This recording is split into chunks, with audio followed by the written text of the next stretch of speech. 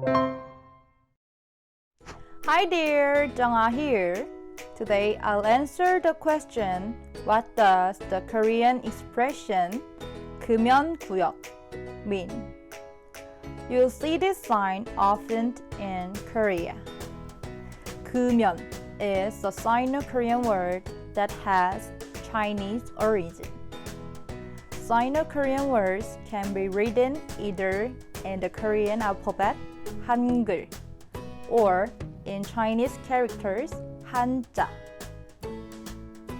Most Korean words are Sino-Korean and they are used as often as pure Korean words. 금연 is used for no smoking. It's a combination of two words. The first is 금, which means to prohibit. The second is 연, which means to smoke. We also have pure Korean words for each of these words, such as 아니 and 피우다. These words mean no and to smoke. 구역 is the Korean word for area.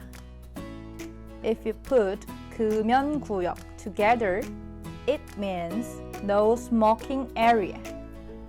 What other Korean signs do you have questions about? Let us know in the comments below.